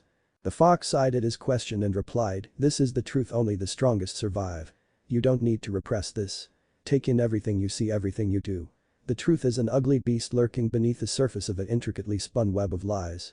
The beast is brutal and terrifying just like the truth, but to understand the beast is to master it. Naruto finished. The fox chuckled at Naruto's words, I'm glad to see that some of my lessons have stuck with you, but are you just speaking the words or do you truly understand them? Naruto remained silent for a moment before replying, why should words matter anyways? I killed those 2 guys, that makes me just as wrong as they are. What's to stop me from becoming bad? The Kyuubi huffed in irritation at the boy, you need to understand the truth of the world. Good and evil are non-existent. Killing isn't wrong, it is necessary to survive. I'll leave you alone with that thought, never forget it. Naruto wandered all the way through the village and was now in the woods. He looked around curiously, I guess I lost track of where I was going, better turn back now. Naruto sighed as he looked around. The forest was dead silent, he remembered an important lesson Asuma had told him. When the forest was silent, it was trying to warn you. The blonde immediately pulled out his trench knives and yelled loudly, don't even think that you can ambush me. Upon hearing the boy's comment, a large group of bandits leapt from the bushes and trees surrounding Naruto. They all laughed at the sight of the blonde. Hey, what do we have here? A kid wandering in the forest all by himself at night. A random bandit laughed. Killing people is unavoidable if you're going to be a strong ninja, wipe these fools out now. The Biju ordered fiercely. Naruto channeled wind chakra over trench knives and coldly looked over the group of bandits before him. They all looked shocked at the sight of Naruto's blades glowing blue. Then all of a sudden, the boy's entire body glowed blue as he walked towards the bandits, don't make me kill you. The bandits looked horrified at the sight but nevertheless began to charge the boy. He parried and dodged all of their clumsy attacks effortlessly. This is your final warning, leave now or you will all die, Naruto said. This is your final warning, leave now or you will all die. Naruto would occasionally say things in sync with Kyuubi. It was a nasty side effect. He felt subtle influences of the demon fox constantly eating away at his every waking thought. His demonic voice terrified the bandits as they backed away. Naruto's eyes then turned red as he calmly walked closer. By the gods! He's a monster. One man shouted as the bandits began to scramble, running away horrified. Most of them escaped, but one man was unlucky as Naruto embedded him against a tree with his trench knives. The man's shirt was sticking to the side of a tree and looked worried as Naruto inched closer towards him. Tell me who your leader is and where is your hideout? Naruto demanded in his normal voice. The bandit shook in terror as the blonde's red eyes stared into his own. Answer me. Naruto shouted. Without wasting another second, the man did as commanded. ORBB base is on the northern eastern end of the island in the ruins of the Whirlpool village. You're going to take me there right now. Naruto shouted at the man. The man began to burst into tears and shook his head, they'll kill me though. Naruto looked at him and sighed, I won't let them kill you, just show me where this base is. This change in tone caused the man to settle down and relax. He reluctantly nodded his head, I'll show you where it is. But I am not going inside. They'll kill me on sight when they find out I brought you there. Then we don't have a lot of time for you to complain now, do we? Naruto asked. The man sighed deeply. "You must be one of those Konoha shinobi we keep hearing about." Zabuza-sama said that the copy nin Kakashi was here with a genin team. "Are you sure you want to go there alone?" Naruto shrugged as pulled his knives from the man's clothes. "I'll be fine, take me there immediately before your superiors have time to find out." The man fearfully obeyed the blonde and began to lead him towards the base. Sasuke and Sakura walked back into the house and shook their heads simultaneously at Kakashi. "There's no sign of Naruto, Kakashi-sensei," Sakura said worried. Sasuke nodded in agreement. "We were able to identify several sightings of him, but the villagers here refused to say anything beyond the fact that they saw him." Kakashi shook his head worried. "It has been 4 hours, what could have happened to him?" All of a sudden, Inari ran into the house and shouted, "I heard some bad men talking. They said they saw a demon with red eyes in the forest." Everybody in the room looked confused at the boy's comment. Kakashi immediately understood what that meant. That must be Naruto. What if his seal broke? Kakashi looked at his 2 pupils and sighed. "You two must stay here and protect Azuna at all costs. His survival is the primary objective of this mission. I'm going to go find Naruto and investigate this so-called demon. Please stay here, you two," Kakashi spoke urgently. Sasuke nodded in response. "We'll stay and watch them. Kakashi-sensei, please be quick and find Naruto." Kakashi immediately left the 2 genin alone in the house with Tazuna and his family. "What if he was kidnapped?" Sakura shouted worried. Sasuke looked somewhat amused at the concept and shook her head. "No, it seems more likely that Naruto went on a recon mission."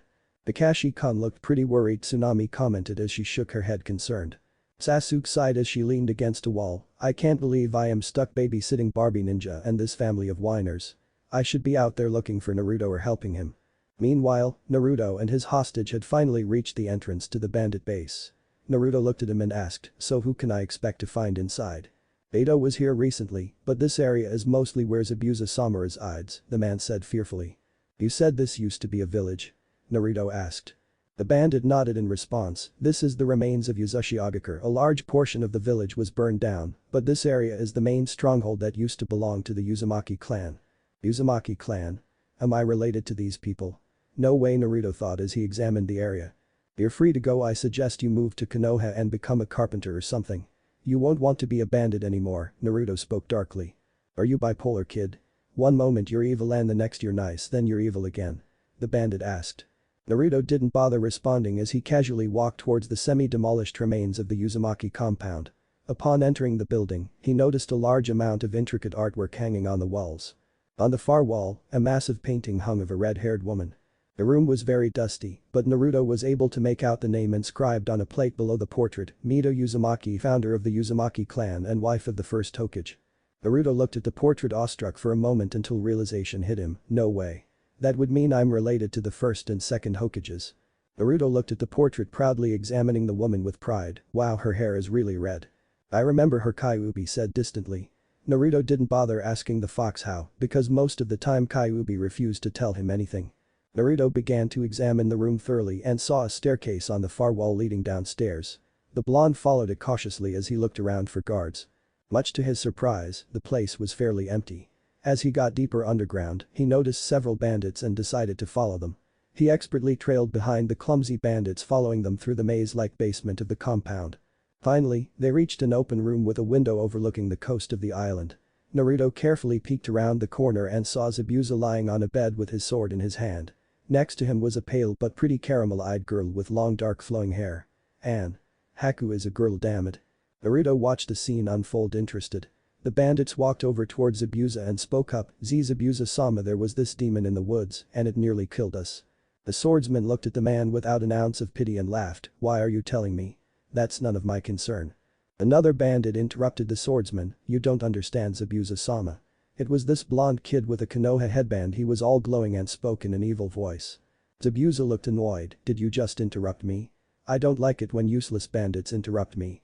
The swordsman stood up and grabbed said bandit by his throat, slamming him against the wall. The others got on their knees and cowered fearfully as the swordsman shook his head without remorse. "You stupid idiots, you could have led him here." Upon hearing that comment, Naruto instantly snuck away from the door and further down the hall. He looked around the corner and saw the 3 bandits running away in fear as Zabuza and Haku came out of the room. Naruto hid in a nearby empty room and watched the missing nin walk upstairs. "This is my chance to check that room for anything relevant," Naruto thought as he silently crept around the corner and snuck into Zabuza's room. He didn't notice anything out of the ordinary about the room other than a massive vault on the far wall. The door to the vault was open, and inside Naruto saw a lot of expensive-looking things. Although one thing in particular caught his eye, and that was a scroll. The blonde picked it up, opened it briefly, reading the contents. Uzumaki bloodlines, holy shit. I am so keeping this. Naruto quickly looked around for anything else of interest, but all of a sudden, he heard a shriek from behind. He turned around and charged towards the source with his blades drawn. He saw a random bandit looking at him, horrified. You can't take chances with this guy, throw him out the window. Naruto did as the fox commanded and kicked the bandit out of the massive window.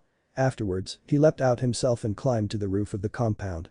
I better get out of here before Zabuza shows up again, Naruto thought desperately as he ran away. Kakashi was following a trail left by several bandits.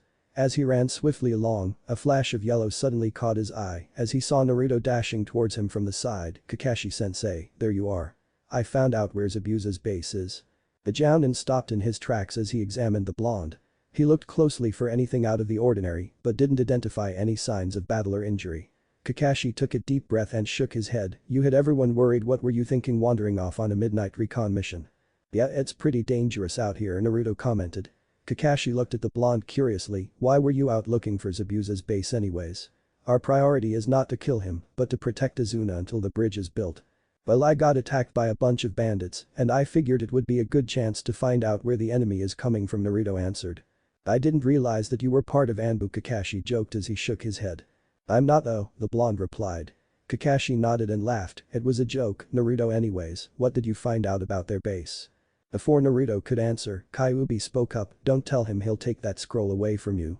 What are you talking about? Kakashi-sensei is trustworthy. Naruto inwardly responded. After a few moments, Naruto answered, I found this strange compound in the ruins near the northeastern part of the island. The bandit who brought me there said it used to be part of the Whirlpool village. Kakashi thought for a moment. No, he can't learn about his clan, that's only asking for trouble. Did you go inside? Kakashi asked, slightly worried. Naruto nodded his head honestly. Yes, I wasn't there for long though.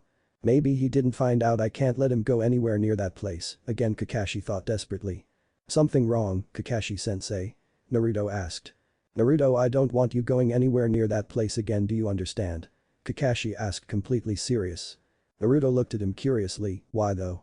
Now we can take the fight to Zabuza and don't have to wait around for him to attack us again. Just please don't do it, Naruto. That place is very dangerous, Kakashi said. Is he trying to keep me from finding out about my clan? Naruto wondered. After a moment, he nodded respectfully. Okay, Kakashi-sensei, I won't go near it anymore. When Kakashi and Naruto finally walked through the door of Tazuna's house, everybody got excited. Naruto. You idiot. What in the world were you thinking wandering off by yourself all night? Sakura shouted. Sasuke stepped in front of the boy and had a coy smile on her face. Did you have a nice walk? The three of you should get some sleep now. I'll stay up and watch the house, Kakashi said. Naruto yawned in agreement. I guess I didn't realize how tired I was. Good night everybody, Naruto said as he walked upstairs and headed to his room. Tsunami looked concerned at the boy's attitude. Are you sure he's okay, Kakashi-kun? Sasuke, Sakura and Tazuna all eyed the Jounin awaiting his response. Naruto's just tired. You can ask him about his little walk tomorrow if you want. Sasuke, Sakura, I recommend you two go and get some sleep as well. Sakura nodded at the masked man and headed upstairs. Sakura hated to admit it, but she was genuinely concerned for Naruto at the moment. He's gone all night, then he comes back with Kakashi and pretends like nothing happened. Maybe there's something going on. Sasuke looked at the copy nin and shook her head. You seem a bit concerned, Kakashi-sensei. The masked Jounin instantly returned to his usual lazy look and shrugged. Not anymore anyways. From here on out, I want the three of you to keep a close watch on each other. I don't want any of you wandering around by yourselves out here. Meanwhile, Naruto was reading the scroll he stole up in his room. It was very elaborate, showing how to perform Uzumaki bloodline jutsus. Lava and steam release. How does this work exactly? Naruto thought to himself. The Jinchuriki didn't bother going to sleep as he read over the contents of the scroll. To perform the lava and steam release bloodlines, one must be related to the Uzumaki clan. Lava is created by combining earth and fire elements. Steam is created from the combination of fire and water. Naruto shook his head in confusion. What the hell? I thought that a ninja could only have two elemental affinities. Jiraiya-sensei said so himself. How in the world am I going to do this? Naruto had no clue how to combine elements and closed the scroll, frustrated. I'm gonna need some time to figure out how this works. The blonde proceeded to conceal his scroll and lie back down on his bed. Suddenly, he heard a knock at the door. Come in, he said casually as he stared at the ceiling. Entering the room was none other than Kakashi. He walked over towards Naruto and crossed his arms. I was just checking on you, do you want to talk about earlier? I'm just not feeling well after that encounter with those guys I killed, Naruto admitted. Kakashi looked empathetically at the genin and sighed, I understand the feeling still, though you shouldn't let stuff like that consume you. What's done is done. Naruto glanced at Kakashi sadly and asked, well, what's to stop me from becoming like them? I don't want to be a killer. The masked nin thought for a moment and sat down on Naruto's bed next to him. Naruto, things like that will happen from time to time. As long as you have a noble purpose such as protecting someone or something important to you, then you'll retain your humanity, Kakashi said sincerely. Naruto felt a lot better after hearing his sensei's words. He smiled at the man and spoke up, thanks, Kakashi-sensei, I'll remember that. The Jounin nodded as he got up and made his way out of Naruto's room, good night Naruto. As he closed the door, Kakashi shook his head sadly, Minato-sensei, I really wish you were here. The next day, Naruto was the first person awake. He didn't get much sleep as usual and decided to go out for some air. As he walked outside, he heard a familiar voice, going out for a walk, Naruto. He turned towards the source and saw Sasuke leaning against the wall. You're up pretty early, Sasuke, the blonde noted as he walked over towards the girl. She eyed him curiously and crossed her arms, mind if I go with you? Well, Naruto began. Sasuke interrupted him, good, let's go right now before the others wake up. Naruto reluctantly nodded his head as he and Sasuke began to go on a walk. They headed through the village and towards the bridge. Naruto sighed inwardly, how am I going to practice this scroll if Sasuke trails me all day? The Uchiha girl kept glancing over at Naruto and stared at him. He would occasionally catch her doing so, causing the girl to look away. This continued for a while until they reached the bridge. Naruto, how did you end up as Jiraiya's apprentice? The blonde looked over at the raven-haired girl and shrugged, it was strange, he just found me one day on top of the Hokage heads. I don't really know how it happened. You're a great big puzzle to me, Naruto, the more I try to solve you the more complex you become, Sasuke sighed as she looked at the ground. Naruto stopped in his tracks and looked over the side of the bridge. He exhaled deeply as he looked over towards the Uchiha girl, ever since we've become teammates, you have been a lot nicer to me, why? Sasuke remained quiet as she walked over towards the boy. Naruto eyed her curiously, awaiting a response. This is my chance, maybe I should tell him. No. I won't let myself become weak, what would Itachi say? After a long awkward silence the Uchiha girl spoke, don't go off thinking anything, Uzumaki, you and I are rivals. I only pay you respect because I know you're strong. Naruto looked put off by her comment, oh, I thought we were becoming friends or something. Guess I was wrong. If you hate me so much, then why did you want to go on a walk with me? You were wrong, we're just squad mates and nothing more. Stop trying to be my friend. Sasuke shouted coldly. Naruto sighed as he began to walk away, fine, have it your way, Sasuke. What the hell was I thinking?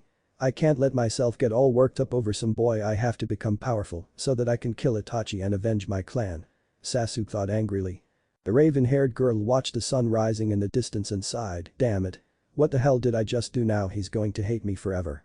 True to his word, Naruto didn't go near the Uzumaki compound again. He knew that Kakashi didn't want him to find out about his clan, but he didn't know why. The next week was very boring for Team 7 as they guarded Tazuna and his workers who were building the bridge. There was an occasional bandit group that would come by and threaten its production, but they immediately fled at the sight of Kakashi.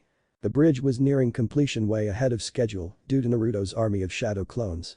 His team was completely surprised by it.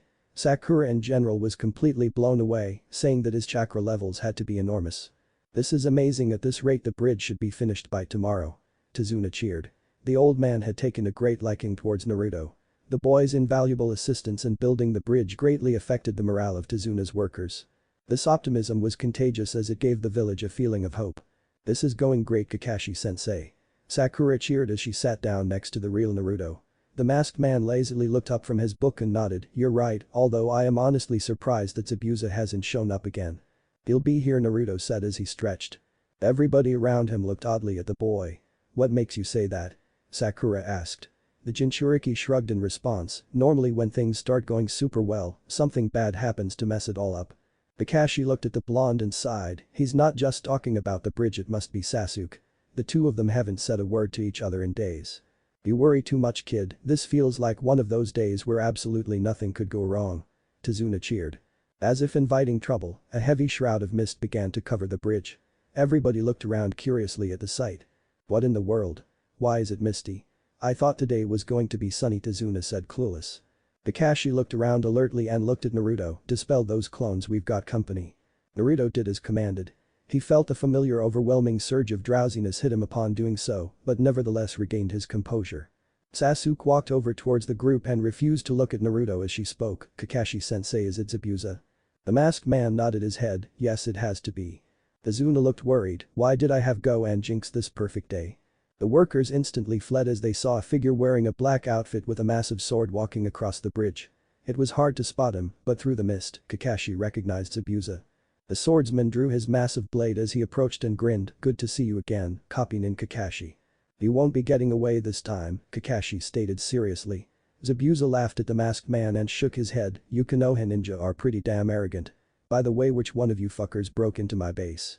Zabuza looked over the group for Naruto and spotted him in the back. The two briefly made eye contact. Zabuza saw the blonde burst into a grin. "You and your pathetic squad of kids are going to die, Kakashi. That's where you're wrong this time. I am not going to hold back against you," Kakashi said as he lifted his headband revealing his Sharingan eye. Zabuza laughed as another figure appeared next to him. "This time I'm not alone, let's see how well your dream team kids can handle Haku." Haku immediately threw a large number of senbon needles towards Naruto. The blonde deflected and dodged most of them and began to back away as Haku charged towards him. Kakashi looked over at Sasuke. "Help Naruto out." "I can handle Zabuza." The Uchiha nodded and ran after them. "Sakura, guard Tazuna with your life," Kakashi ordered. The pink-haired girl nodded her head as she stepped in front of Tazuna. "Now it's just you and me, Kakashi." Zabuza laughed as he drew his sword and looked at the masked man fiercely. Zabuza immediately leapt towards the Jounin and smashed his blade towards him. Kakashi managed to evade the overhead smash and ducked as Zabuza spun his blade around. Kakashi stabbed his kunai towards the swordsman but was unsuccessful as Zabuza kicked his arm. The swordsman did a backhand spring and laughed at Kakashi. "Come on, copy Nin, I thought that Sharingan of yours was super powerful." Kakashi had trouble finding Zabuza in the shroud of mist. He looked over towards Sakura and Tazuna worried as he saw Zabuza charging the pink-haired girl. Sakura fearfully awaited the attack but was relieved as Kakashi kicked Zabuza's wrist, knocking his sword a considerable distance away. He barely had time to dodge a hail of shuriken from Kakashi as he ran to retrieve his sword. As he got to it, he saw Kakashi pick the blade up and throw it over the edge of the bridge. Zabuza looked pissed upon seeing his sword fly over the edge and dove after it. Meanwhile with Haku, Naruto, Sasuke, the two genin were parrying ice needles from random directions in the misty battleground. Naruto had his trench knives drawn and dove towards random directions searching for Haku. He remained close to Sasuke and covered the Uchiha's flanks from a majority of the attacks. Suddenly, a large dome of ice mirrors surrounded the two genin as they looked around confused. Haku appeared in every single one of them and began to launch a barrage of ice needles from all directions towards the two. Sasuke went through the customary hand seals and shouted, "Kaiten. Kankakik no Jutsu. Fire style. Fireball Jutsu." The large fireball enveloped the needles in all directions and scorched several of Haku's ice mirrors. Unfortunately, the fire was not effective against Haku's mirrors as they solidified again. Then suddenly, Haku fired another barrage of ice needles and leapt from an adjacent mirror and fired a lance of ice towards the blonde. Naruto went through several hand seals to counter the projectiles. Ton. Tatapa. Wind release. Great breakthrough. Unfortunately for Naruto, he didn't notice the ice lance and got impaled in the back by it, causing him to fall down in pain. Sasuke looked at Naruto worried as the boy fell to the ground. She launched another fireball to scorch Haku's attacks and knelt down beside him. "Don't die, Naruto. Stand up."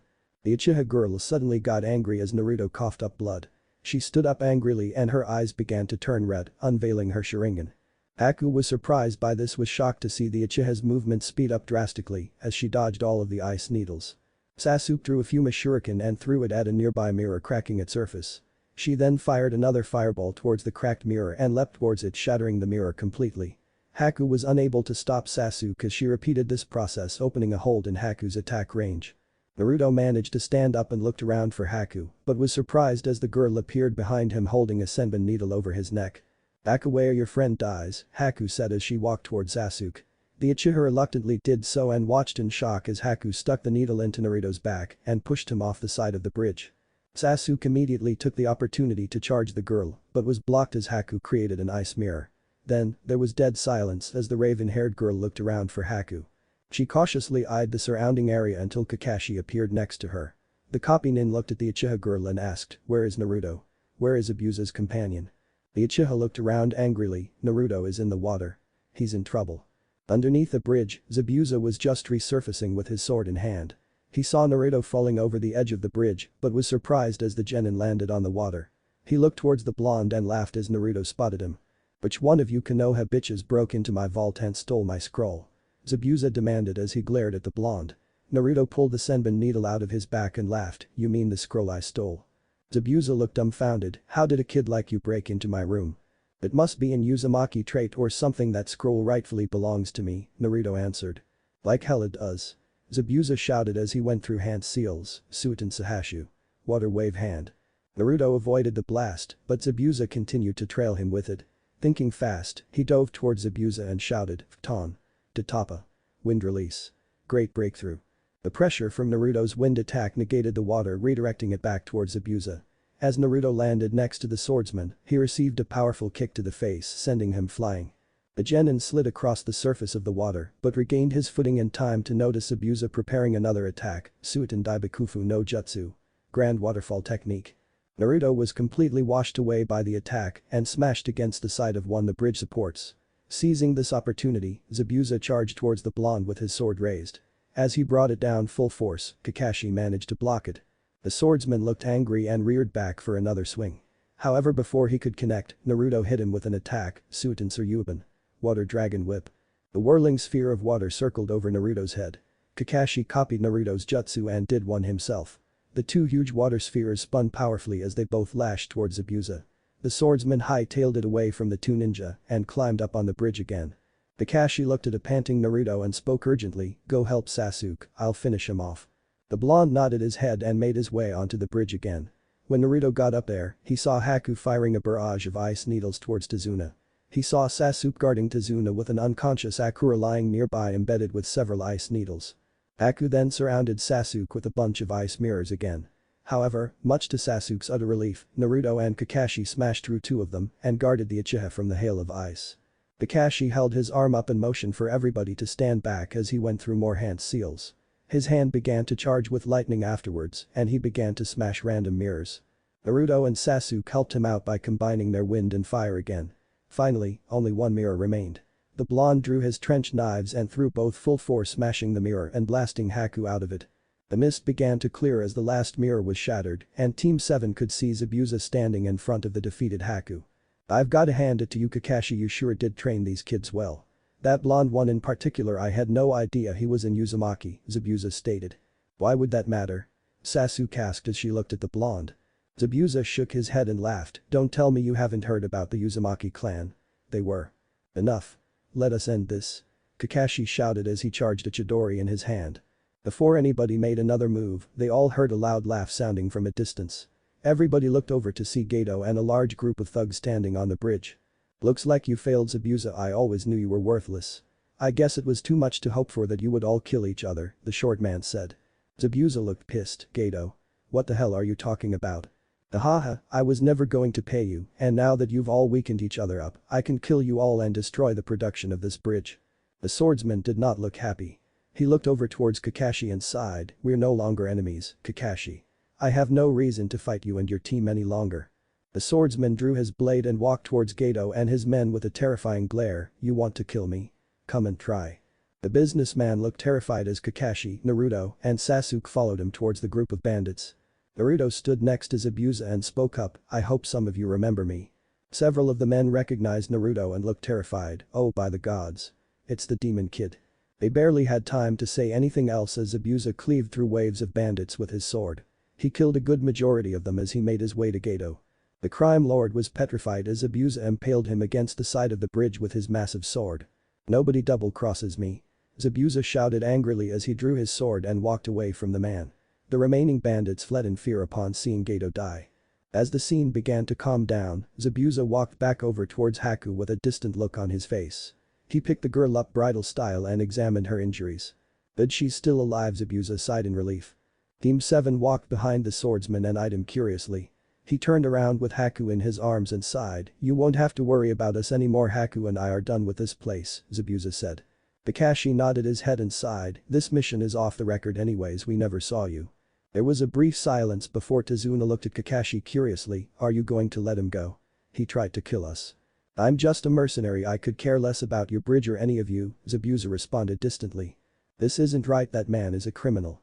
Tazuna shouted in disbelief. "It was an honor meeting you, Copy Nin Kakashi. I hope I never see you again," Zabuza stated as he began to walk away.